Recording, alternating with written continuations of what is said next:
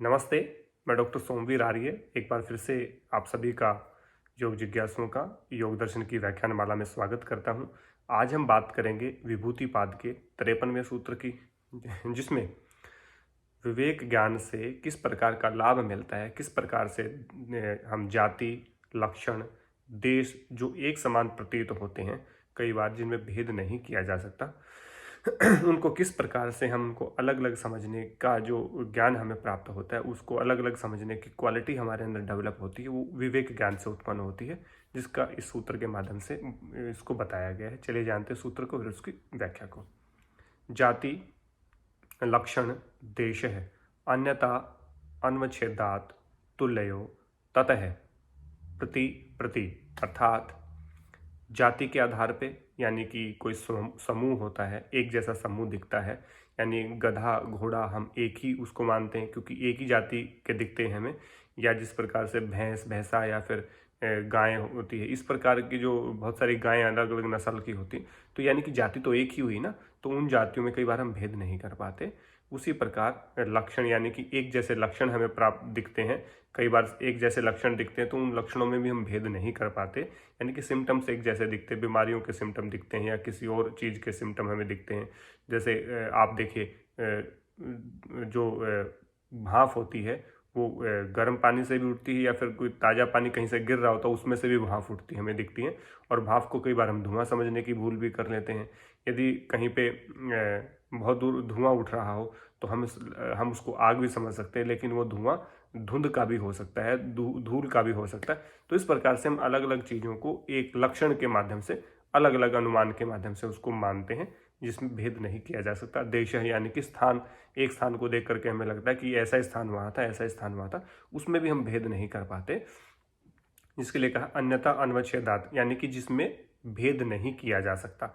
जिस जाति में, यानी कि जिस समूह में, या जो पशुओं का हो, चाहे मनुष्य का हो, चाहे किसी अन्य चीज़ का हो, तो जाति लक्षण यानी कि उनके सिम्टम्स, और देश है यानी कि स्थान में अन्यथा अन्वच्छेदात, यानी कि जब भेद नहीं किया जा सकता, जिनमें अंतर नहीं किया जा सकता, तुल्यो यानी कि जो एक समान प्रतीत होती हैं, यानी एक जैसी दिखती हैं, ततः यानी कि ततः यानी कि उससे किनसे, यहाँ पे विवेक ज्ञान, इससे पहले सूत्र में विवेक ज्ञान की बात कही, तो उस विवेक ज्ञान से प्रति प्रति उनको अलग अलग जाना जा सकता है।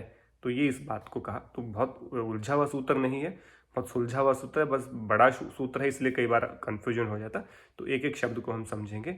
जाति लक्षण और देश, इनमें जब कई बार अंतर नहीं किया जा सकता, या एक समान ये दिखते हैं, या एक समान ये प्रतीत होते हैं, या एक जैसे हमें लक्षण दिखते हैं, एक जैसी जाति हमें दिखती है, एक जैसा स्थान हमें दिखता है, उसमें कई बार भेद नहीं किया जा सकता है एक जैसे दिखने के कारण। तो उस एक जैसे दिखने के कारण जब भेद नहीं किया जा सकता, तो उस ततः यानी कि उससे यानी कि विवेक ज्ञान से प्रति प्रति उनको एक एक को अलग अलग डिफाइन किया जा सकता है, एक एक की अलग अलग से आइडेंटिफिकेशन की जा सकती है, उनको अलग अलग से पहचाना जा सकता है। जाति को भी, लक्षण को भी, देश को भी, अलग अलग स्थानों को अच्छे से जान जाता है। क्यों? क्योंकि उसमें विवेक ज्ञान की उत्पत्ति हुई है। तो विवेक ज्ञान जब होता है तो व्यक्ति को यथार्थ, मैंने कहा ना, विवेक ज्ञान कौन सा होता है, जिसमें सही जांच परख करके जो होता है, प्योर नॉलेज जो होती है, राइट नॉलेज जो होती है, राइट इंफॉर्मेशन जो हमें होती है, यानी कि पूरी तरह से जांचा परखा पड़ताल किया हुआ जो ज्ञान होता है, उसको विवेक ज्ञान कहते हैं। अब जब अच्छे से जांचा गया है, पड़ताल की गई है, जो प्योर ज्ञान है, जिसमें किसी प्रकार की मिलावट नहीं है, राइट नॉलेज जो है, वो आपको जाति लक्षण देश के स्थान को प्रति प्रति यानी कि अलग अलग आपको ज्ञान करा देती है। इस प्रकार का लाभ आपको विवेक ज्ञान के उत्पन्न होने से होता है। तो आशा करता हूँ व्याख्यान आपको जरूर समझ आया होगा। इसके बाद भी कोई प्रतिक्रिया, कोई सुझाव, कोई प्रश्न है तो आप जरूर हमें कमेंट बॉक्स में लिखिए, और चैनल को ज़्यादा से ज़्यादा शेयर करिए और ज़्यादा से ज़्यादा सब्सक्राइब करवाइए। इसी आशा और विश्वास के साथ आगामी व्याख्यान में 54वें सूत्र में के साथ जल्द मिलता हूँ। तब तक के लिए आप सबका धन्यवाद। नमस्ते।